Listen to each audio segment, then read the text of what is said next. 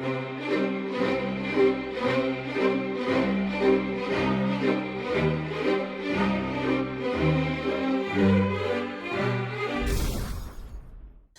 everyone! Today my fellow brother in crime, Godless Cranium and I are learning about Ibadah. What is Ibadah? Well, Ibadah is not an act, it's a state of being. Ibadah is a maqam, it's a state of being. To be a slave. You'll reach the point where you understand, you internalize. I accept deep down inside that I am a slave and I have a master. So Ibadah is the state of internalizing your own slavery. I go get the whiskey. I am a slave and I have a master. I long for the day when a religious leader will speak as glowingly of rational thought, reasoning, critical thinking, diversity of thought, and the examination of evidence as this one does about slavery. I won't hold my breath though. What he's advocating for is your subjugation to a group of ideas that can never be questioned. He has no decent evidence for his God, yet he literally wants you to voluntarily submit to your own enslavement. He thinks being a slave is virtuous, while I view it as abhorrent. Slavery devalues human beings, and it attacks human decency and dignity in the vilest of ways. I'm not sure why he thinks we should enslave ourselves to his brutal dictator of a god, or why he might think this a virtuous activity. Usually when I ask a believer about this, they will tell me it's because God is more powerful than we are, and since he created us, we owe him our subservience. To this I say fuck you. If your God did exist, of course he would be more powerful than I am. He could bend me to his will, torture me for eternity, crush my will to live, and rob me of any illusion of power I might think I once had. But I would not love him. I would hate him. I would loathe such a celestial totalitarian with every fiber of my being. And if there were a way to kill such an abomination, I would do so in a second. This being would not be something I would willingly enslave myself to. It would be something to destroy if possible, something to fight against at the very least. And I'll be happy with that. Salat will get me there. And once I realize that, now I'm ready to do good. وَافْعَلُوا الْخَيْرِ. Then do good. Subhanallah. Why the hell would you need to be a slave to do good? How are the two concepts even connected? This guy's actually saying that you're not ready to do good unless you first become a slave. I mean, let that self-loathing sink in for a second. Let it detonate in your mind. Not only is he saying you should enslave yourself to this god or this set of unquestionable ideas, but that he's happy with the state of affairs. He thinks it makes him a better person. Honestly, I've never understood this willingness to enslave oneself, this idea that it's a virtue to be dominated by another being. Anyone who has cracked a history book can easily tell you that slavery is not something to aspire to. It isn't something that should be glorified or repeated. It's an idea that robs another human being of their agency. It's cruel, unjust, and wicked. Yet religions often put forth this idea that we should be slaves to a god as if it's a virtue. Why wouldn't any god worth the title be one that values freedom of thought and movement? Freedom to come to your own conclusions. Freedom to do good for the sake of doing good alone, instead of for groveling points in its name, so you can attain some sort of eternal reward. You and I will not be able to do any good for anybody until we realize that we are nothing but slaves. Honestly, that's complete bullshit, and it's amazing you can even say such a thing with a straight face. You're telling hundreds of millions of people around the world that they're incapable of doing even one good act without first being a slave to your god. If you include people who believe in a different god into that equation, that would mean billions of people all over the world cannot do even a single good act without first being wrapped in the chains of Islam. What an absurd thing to say. You're saying that millions of people worldwide who might have studied medicine to help others, who volunteer to help others, who generously give their time and money to help others, who work in the social services to help others, who even just take a few moments out of their day to help another human being aren't capable of goodness because they don't believe in your particular deity. What a gross thing to say. What a dehumanizing concept that is. And by the way, slavery, it should be mentioned, there is no job on this planet lower than slavery. There is no position lower than slavery. And there is no position higher than master.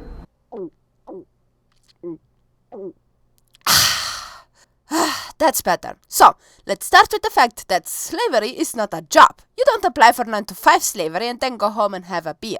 That's what you call work. And before I go any further, I should also add that to you, every human being is a slave to Allah. Which woman is not the female slave of Allah? None of them. All human beings are the slaves of Allah. So no one actually chose to be a slave. The only difference, in your opinion, is that the good slaves follow Allah's orders and the bad ones don't. There is no position lower than slavery. And there is no position higher than master. With an ideology as vicious as this one, are you really surprised that those worthless dissident atheist blogger slaves get butchered down for the crime of openly denying their master? There's no position higher than master, there's no position lower than Slavery. So when I say I've accepted myself as abd, then I've accepted there's no one higher than Allah and there's no one lower than myself. You also accepted to submit to a being that, as far as most can tell, doesn't even exist, and to blindly follow its commands no matter how weird, senseless, or outright harmful they are. Pray and obey and be thankful, so you don't get whipped. That's what I've accepted. And when I've come to terms with that internally, psychologically, not just as something I say, but something I've accepted deep in the soul of my being, then I am ready to do good. Now I'm ready to help others. وَافْعَلُوا الْخَيْرِ. And do good. And do good. You can accept that concept all you want. I wish that you wouldn't, but I certainly can't stop you. I never will, and I'll continue to do as much good as I can before I die. I'm not perfect, but I'll never accept the concept that you must first become a slave before you're able to do good. I see too many people doing good around me who don't believe in a God, not yours or any other. I'll not minimize or completely discount their contributions simply because they don't believe in a God. Their good works are every bit as valuable as a religious person's. Their kindness is every bit as appreciated as any God believers. Whether or not they believe in a deity is irrelevant to the discussion of how much good they're capable of accomplishing. So what is the concern? If you really want to do work, you want to be a volunteer, you want to help in a cause, you want to volunteer for a da'wah program, an educational program, a Sunday school, an Islamic school, a media group, whatever it may be, whatever effort it may be. First, get your ibadah in order. Has anyone else noticed the focus of those so-called volunteer situations? I volunteer in a dawah program, working in a Sunday school, working in an Islamic school, and working in the media. No medic volunteers, no first aid volunteers, no blood donors. That is very, let's call it one-sided. I think it is time I ask my audience to internalize something too. Most Christians admit that there are non-Christians able to do good things. And that is because, due to them, good and bad is related to how you treat other humans. In his messed up little mind, however, good is a synonym for obedience. You are a good person if you obey Allah and mindlessly follow His rules. You are a bad person, however, if you have the audacity to think for yourself and, for example, disagree that your sister is supposed to get half as much as you do during an inheritance. In that case, you're just suddenly a horrible, vile, depraved creature. And ibadah doesn't just mean the acts of worship, that's the starting point that leads you to the state of ibadah. And that will open the doors of goodness. Because you know what that means? Then your pride and my pride is gone.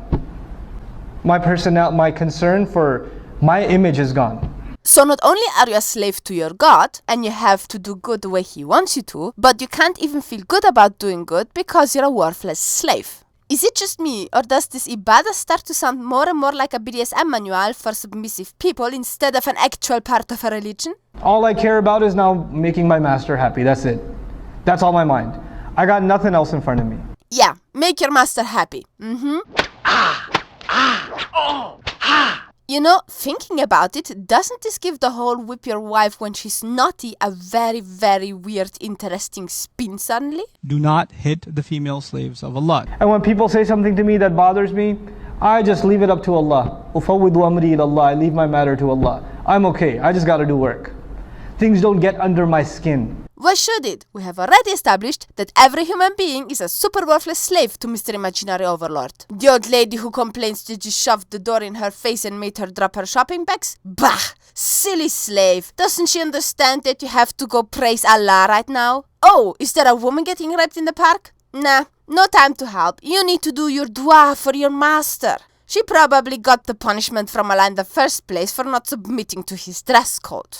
Oh, people draw silly pictures of the slave of Allah called Muhammad? Bah! He's just a slave of...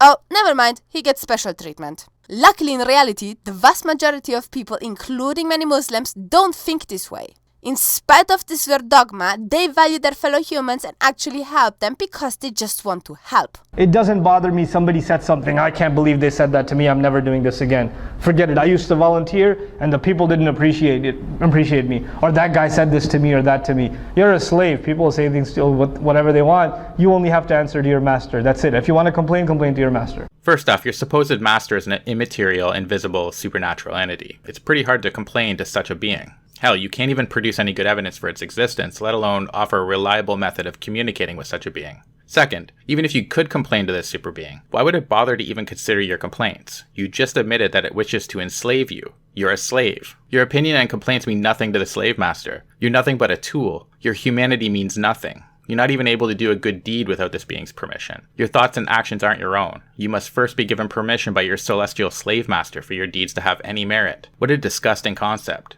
Thankfully, there's no good reason to believe such nonsense. That's it. You got no complaints with people left. You're fine. That's waf'alul khair. And then subhanahu wa ta'ala, he says, لَعَلَّكُمْ تُفْلِحُونَ, so you can attain true success.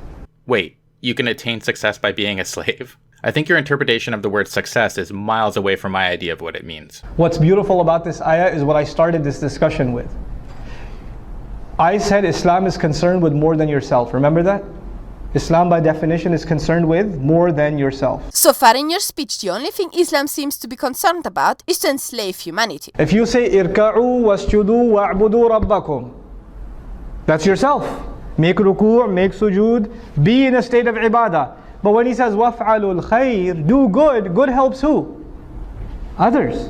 Well, yeah, people generally do good for several reasons. In your case, it appears to be wanting a celestial award by your slave master. For other people, it may be to feel good about themselves, to give back to the community, to strengthen their community, family unit, etc. Or because they're capable of empathy. In other words, they're able to put themselves in the shoes of the person in need and empathize with their position. We're social animals, and giving back helps our species to survive. Your reason for doing good scares me a little bit, because it might signal a lack of empathy. People who are incapable of empathy have to find an external source of motivation, such as a reward and punishment system like your religion offers. What happens if one day you believe your slave master, Allah, is telling you that doing good requires you to smother infidels in their sleep? You're just a slave, right? In fact, you're a willing slave, who has already admitted that the only good a person can do emanates directly from your particular deity and is predicated on your enslavement to this being. You don't own the good deeds. You need this deity to achieve any goodness whatsoever. So why wouldn't you smother these filthy infidels if your Lord and Master commanded it? That's scary, and I often wonder what percentage of the population needs their particular religion in order to behave like civilized human beings. Now, if you really want to be successful, then you have to help others. You have to do good for others. لَعَلَّكُمْ تُفْلِحُونَ, so you can be successful. And even if you do good for others, it's not for them, it's for who? Yourself. So our voluntary contributions in whatever way, shape or form are actually efforts to help our own selves. Don't ever, should I dare look back at a masjid that I gave time to, a program, a convention I helped put together, a check I wrote to the school or whatever, and say I helped them. I only help myself. And the moment I say I help them, it doesn't count for me anymore. I cannot go to Allah and say, Ya Allah, where's the money I gave? Allah will say, you already said it, you helped them. You didn't say you helped yourself. You can't have it both ways. Allah only takes one intention. In other words, don't you dare to help others because you just want to help or because helping fills you with joy. Unless you do it to get brownie points from Allah for yourself, your deeds are worth nothing to Allah. What a wonderful religion. So if you're going to give, whether you give time, whether you give money, whether you give effort, whether you give suggestions, if you're going to give, you better only expect returns from Allah. You expect anything from anyone else, Allah doesn't like to share intentions. Allah is very jealous of intention. Why the hell would a super deity be jealous of anything? That seems like a very human emotion and completely unworthy of anything I would label a divine being or God. And why would you expect any return from your slave master? I think you misunderstand what the word means. Slavery means that you're the property of another being. You are forced to obey your slave master. There's no room for expecting a reward. You aren't owed anything and therefore can't expect anything. Subhanahu wa ta'ala, He wants His intention to be exclusive. You try to put anybody else, yourself, some other agenda in that intention, is gone. It doesn't count for anything.